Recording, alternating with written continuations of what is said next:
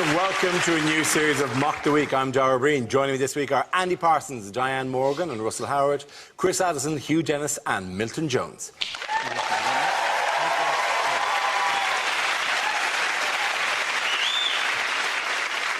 We start with a round called If This Is the Answer, What is the Question? On the board are 6 categories. Diane, which category would you like? Environment. OK, your category is environment. The answer is golf balls, tyres and rubbish. What is the question?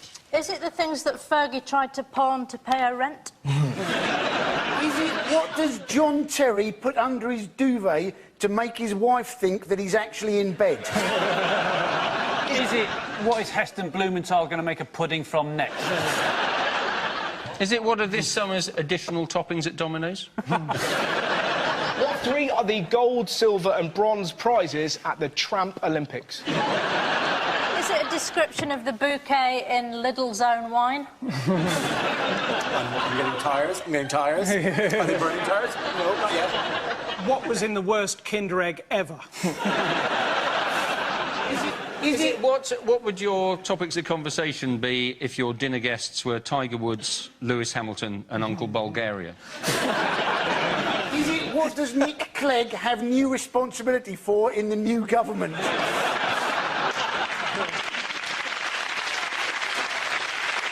Name 3 things Hugh Dennis hasn't done a voiceover for.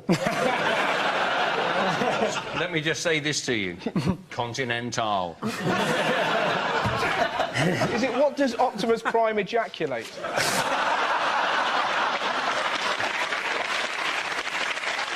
Is it what do you find in the stomach of a Louisiana pelican? That's close enough, to be honest, yeah. Is it doing it wrong? Is it what things have BP fired down that oil well in the Gulf of Mexico to stop it? That's exactly right. Well done. Thank you very much. The question I was looking for was what items have BP officials used in an attempt to block the flow of oil from the damaged underwater pipe in the Gulf of Mexico? This is BP's attempt to combat the worst oil spill in American history, and the so-called junk shot is one of several methods that has failed to stop the leak. How is BP dealing with this? They're doing badly, aren't they? Yeah. I mean, there is a lot of oil washing up on the shores of Louisiana.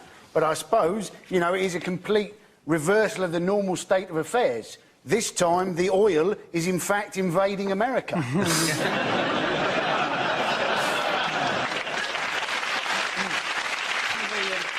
One of the first things that BP tried to do to shut it down was to put a top hat dome on it. You can tell the Tories are back in charge.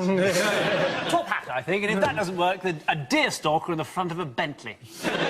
It does smack of anything that's in a Monopoly set. We tried the top hat first, then the small dog. The iron.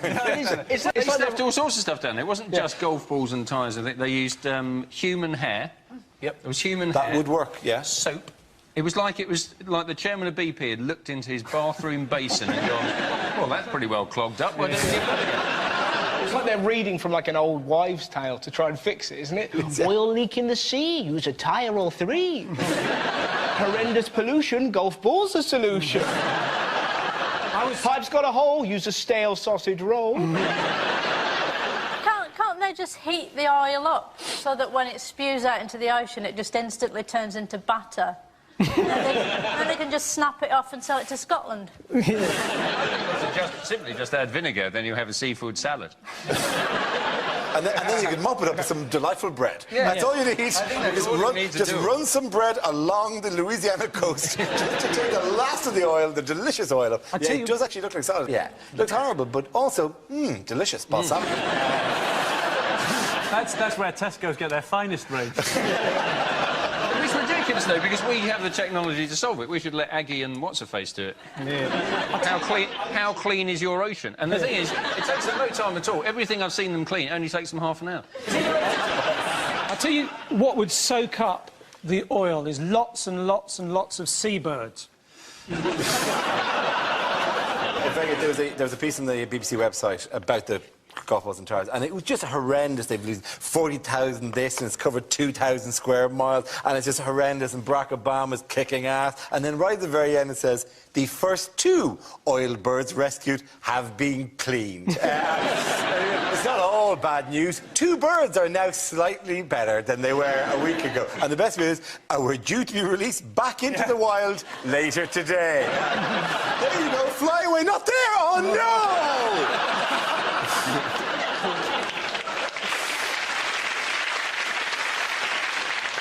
But in America, they've really been blaming Obama, haven't they? They've just kind of go, he needs to fix it. And you're like, he's a president. He's not Jesus. Stand aside, everybody. I'll soak this up with my afro.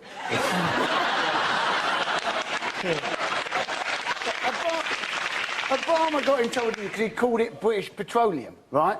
Now, obviously, the reason he said British Petroleum was it used to be British, right? Yeah. But then you're thinking, well, America, that used to be British. In which case, we can do what we like with it. I love that Cameron phoned him up and told him off. Cameron told Obama off for saying British Petroleum. He said, you're making this a matter of national identity. Cameron basically played the race card with Obama. It takes a special kind of balls for an Eton and Oxford-educated white posh man to ring up the black president of America and go, you're being a racist.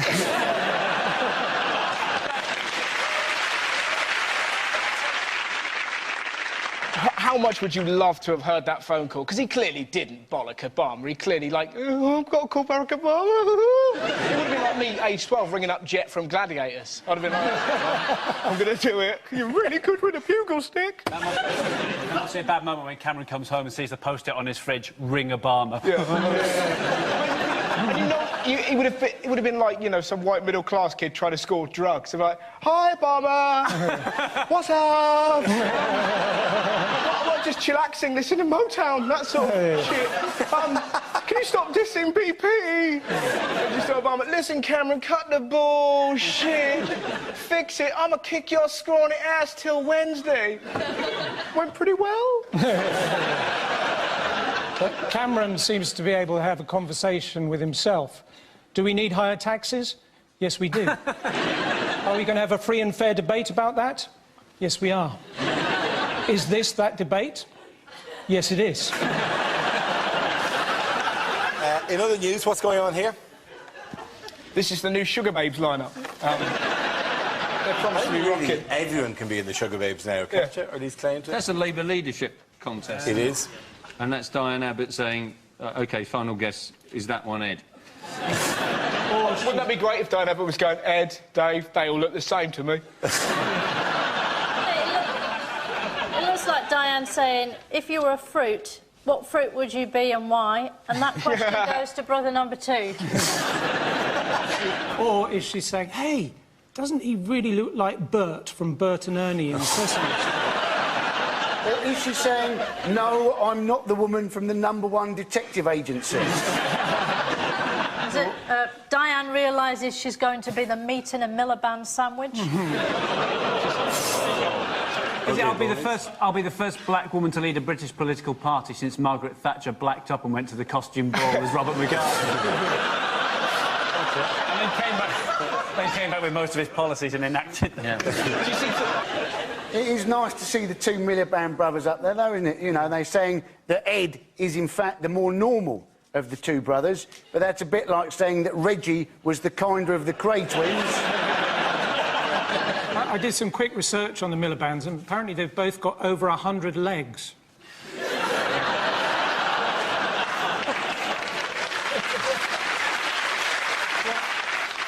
I think they should get together. I think they should join forces, because a Miliband times a Miliband, that's a Billyband. Well, Billiband works. Balls doesn't work. No. Balls is what... Your balls don't work. Balls. My balls do work. Ed Balls as a name.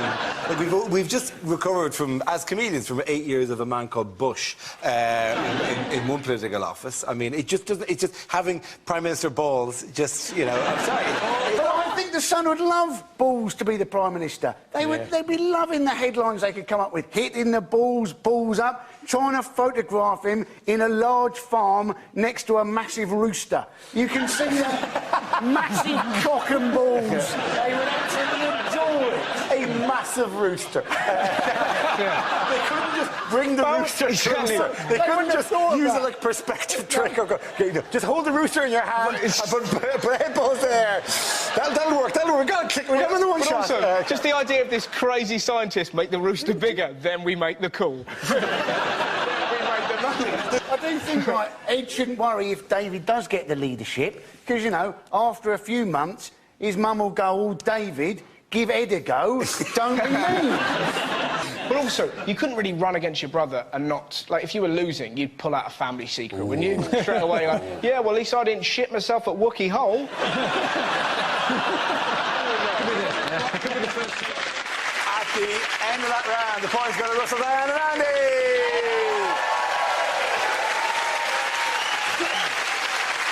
Now we play a round called Mocked Out in the quarterfinals as usual. This game involves Milton, Andy and Diane, so if you could make your way to the performance area, please. This round is a stand-up challenge. I launch the wheel of news, and wherever it chooses to stop, one of our performers must step forward and talk about that subject. The winner is whoever I think is the funniest. OK, here we go. The first subject is the coalition government. Any persons? Yes. So they told us to vote, we voted, and we now have a government that absolutely none of us, in fact, voted for.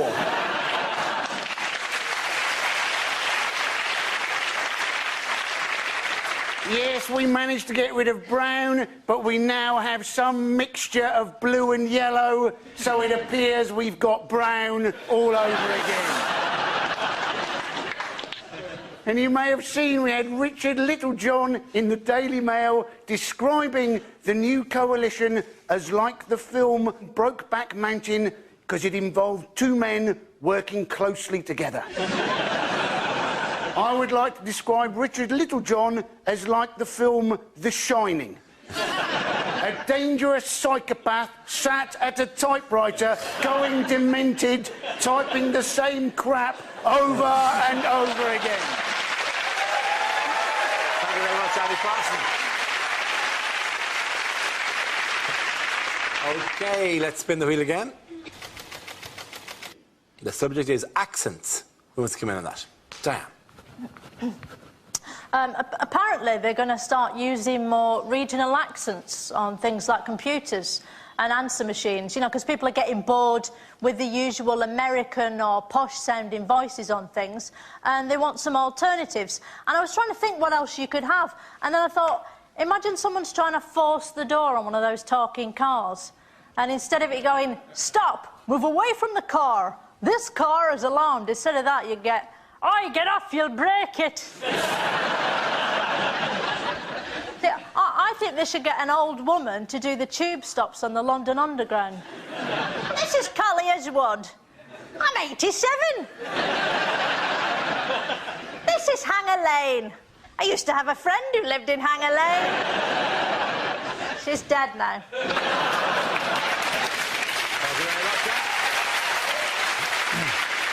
And that leaves us with Milton. Let's see what subject. Let's spin the wheel. The subject is family. One of my earliest memories is seeing my mother's face through the oven window.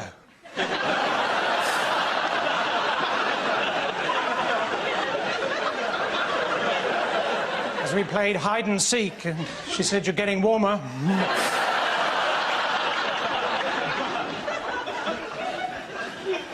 My auntie Jean got a sister called Jean. Her daughter Jean just had a baby, called it Jean. They all went to a nightclub to celebrate. They got to the door and the bouncer said, "Sorry."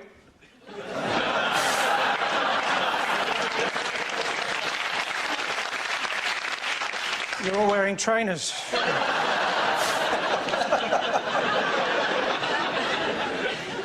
My grandfather, Jean, always complaining about how much things cost. £1.50 for a cup of tea, £2.25 for 3 custard creams. I said, "Look, Grandad, you just popped round. I didn't invite you."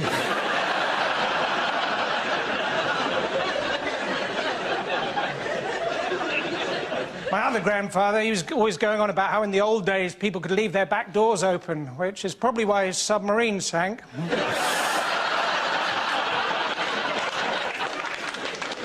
My other grandfather, When he died, we didn't even get the chance to say goodbye, which was all the more poignant because he drowned in a bowl of Cheerios. At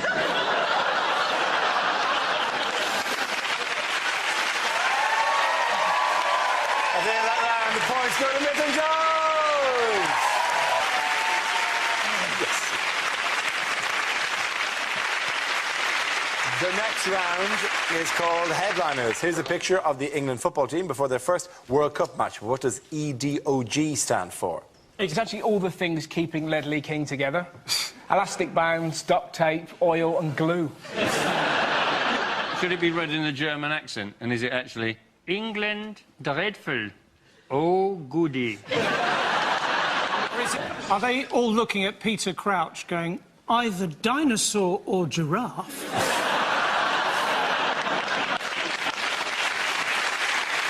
Is it what they're thinking about John Terry? He's doing our girlfriends. It's actually, I know what it is. It's what Phil Neville's doing during the World Cup. Eating donuts off Gary. Is it actually it's just the word edog, which is the way that Wayne Rooney says hedgehog? That's all. Is it 11 dodgy, overpaid geezers?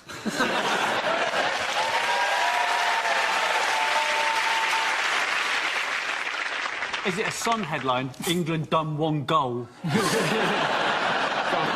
And why is Wayne Rooney pooing a foot?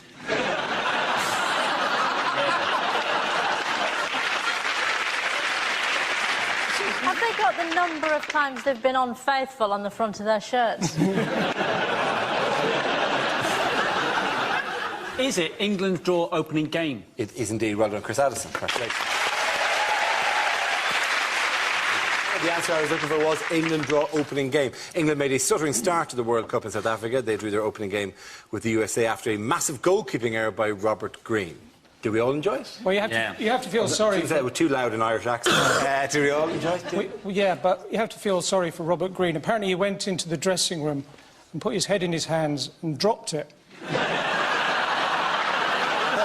you know, they made Robert Green do a random drug test. Yeah. What were they expecting to find? Night nurse. In the paper, they said brilliant, and they said he would bounce back. But that's what he tried, and he still couldn't keep it. I did see that John Terry said that everybody should get behind Robert Green. Yeah. And I think that's a brilliant idea. You feel so sorry for that. You see all these sort of blokes go, oh, I could have saved that. Oh, no, you could. Look how fat you are. You look like a potato in a shell suit, mate. You couldn't have stopped her. Yeah, well, no, could have saved that. She's in a home. She thinks she's a pineapple. Every international tournament, you, and I obviously have to say, you know, because I'm not English, you do this thing where you go, oh my God, we're the greatest, we're the greatest, we're the greatest, we're the greatest, oh my God, we're the greatest. You're like X-Factor parents, pushing a slightly not good at singing child into the audition, going, go on, sing your song. You're just as good as the Brazilians, sing your song, and then the child goes, la, and goes, bam, and gets kicked out, and then you go, you're shite, you're the worst singer, you're the worst child we've ever had. Yeah? Dara, as I understand it, this poor guy, Robson Green, is it? Yes. Robson Green, who I don't know why anybody thought he'd be able to, he can't hold a note, let alone. It was an ITV deal. He was on some sort of thing. Yeah. It is. Yeah. It's Ross Kemp next week. It is, yeah. However, did you see it? Did I see the goal? Did you see the goal? Yeah. Yeah, because I didn't see the goal. That's fantastic. Because we were watching it on ITV High Definition. And ITV High Definition very deftly cut to a Hyundai commercial. Let's be honest. When I found that out, I instantly ordered an HD TV. Who knew that was a function? Who knew that HD came with pain relief? That you could program Why on not to earth show. would you be watching it on ITV High Definition? A football game that features Wayne Rooney, presented by Adrian Chiles. You would, in fact, be like going to Specsavers if you lived with the Elephant Man. But actually, it's not that... I have one telly that does it, right? Yeah. And I have a smaller telly which is nearer the fridge. I haven't turned on the high-def one yet, right? Because, you know, it's like, beer or a bit of a walk to beer. And the pictures aren't that better. They're just slightly clearer. Have you thought about putting a television in the fridge? Yes. So when you open the door... How cool would that be? Well, it would be...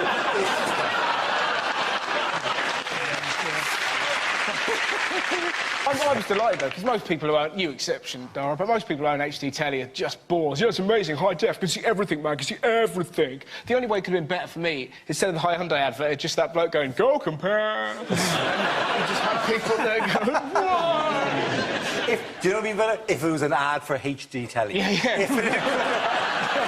Yeah. Are you enjoying this picture crystal clear? Get off the screen! The best thing, as far as I'm concerned, the best thing about the TV coverage so far is watching Gary Lineker and Alan Shearer try and figure out what Emmanuel Adebayor is saying. Isn't that... It's plus because they're don't just concentrate. Try not to look racist. Understand a word you're saying, Emmanuel. Nod it. But the South Africans, they really love their football. I mean, they've got a bishop whose surname is a football score. That's a cracking joke. Lovely little joke. He's mad as rat shit as well, Desmond Tutu. Did you see him? Yeah. Proper bonkers. I bet you I know half his PIN number. Why? But did you see him for the World Cup concert? It was absolutely beautiful. Desmond Tutu came out, wake me up! I'm dreaming. I gotta be dreaming. Everyone's here. Yeah. France, Germany, everyone. It's slightly irritating, though, because their big claim in South Africa is that they are the rainbow nation, right? Yeah. Where's Zippy? Where's Bungle? Well, I've seen them anywhere. I think if Bungle was playing in goal for England... Yeah, all right, back off. How is the World Cup helping this country here, then? It's the economy. Yeah. We're spending loads on flags. Yes, you are. Lovely flags either side of a car, which does have the added advantage that when they've got them there, there's a little gap where you can get a coat hanger in to break into the car. The trouble is, the cars that normally have got flags on them, the most valuable thing in the car is, in fact, the flag. It's so awkward, though, isn't it? Because there are a lot of people, you can tell people who don't understand football or don't watch football, because they are the people who, when the cars go past with the flags on, they don't understand what it's about. You can see them standing at the side of the road, just sort of going... An awful lot of very unlikely people seem to have been elected mayor. It's also, Anne Summers have reported that sales of sexy female ref kits have gone through the roof. And you're like, who in their right mind wants their girlfriend to dress up as a ref? Talk dirty, yellow card. How should we do it? Anal, red, straight red, get out, get out. How dare you? At the end of that round, the points go to Chris Hugh and Milton. Now we come to scenes we'd like to see, so if everyone can make their way to the performance area, please. I'll read out this week's topics, and then we'll see what our panellists can come up with. OK, here we go. The first subject is commercials that never aired. Our website shows the complete range of pubic wigs. Compare the Merkin.com.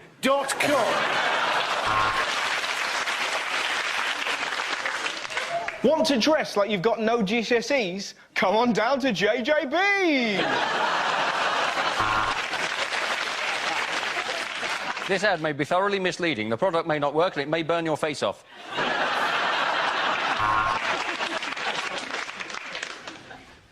Carlsberg don't do liver transplants. But if they did...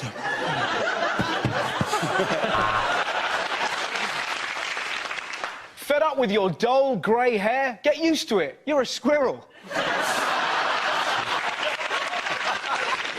The Daily Star, because it's cheaper than toilet paper. Have you been injured in a trip or fall? Would you like to be injured in a trip or fall? Or Barry? Incest. Just do it.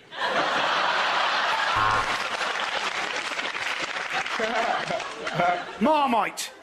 You either love it, or you hate it, or you think it's OK, but you'd rather have marmalade. I'm a rabbit, and they test makeup on me. But I don't mind, because I'm a bit of a slag. Burger King, because you can't taste anything when you piss. Have you got long, dry hair? Could we stuff it down an oil well?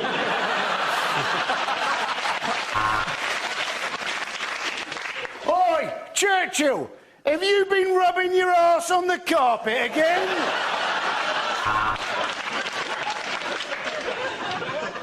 Hello, I'm Carol Vorderman, and this is my grandmother. Yes, I will literally sell anything.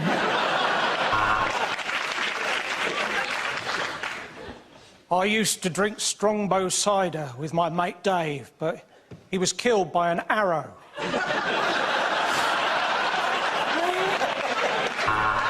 It's Christmas every day with new Brussels sprout-flavoured condoms. Tastes like Grandma's ankles. Do you want your erectile dysfunction dealt with confidentially and sympathetically? Call floppywilly.com. Okay, the next topic is things you don't want to hear in hospital. I'm afraid it's the big C. It fell off the sign at Curry's and hit your wife on the head.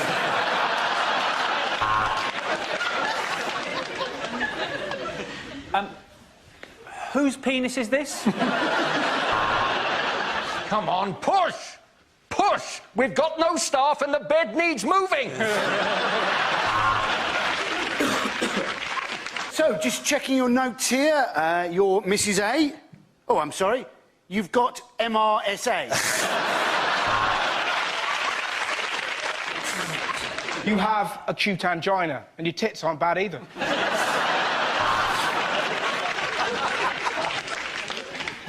And if you don't want to know the results of your tests, look away now.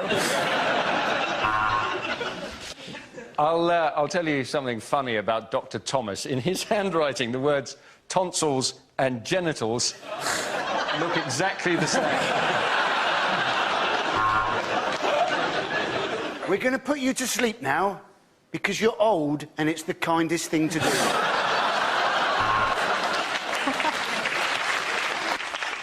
So, talk me through it again, Mrs. Hopkins. You were having Sunday dinner. You said to your husband, will you carve? And he just lay down on the floor and gave birth to a baby cow.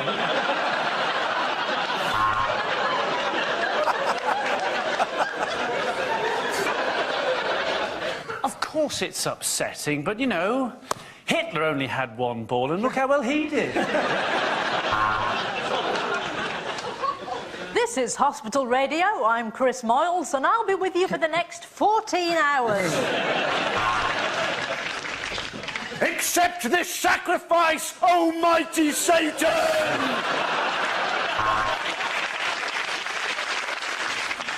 I don't like the look of the charts, Mr. Wilkins.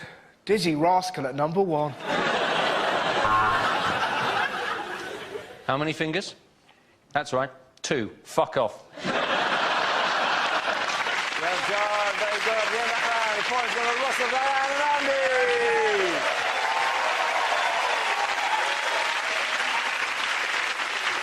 And that's the end of the show. This week's winners are Andy Parsons, Diane Morgan and Russell Howard. Commiseration to Milton Jones, Hugh Dennis and Chris Addison. Thank you for watching. I'm Darrell Green. Good night. Comedy, football, all rolled together. Catch the World Cup comedy collection on the new BBC Comedy website, or flick to BBC 3 for Lee Nelson's Well Good Show, Quality. And later here on BBC 2, some storming games in the World Cup. It's Match of the Day at 11:20.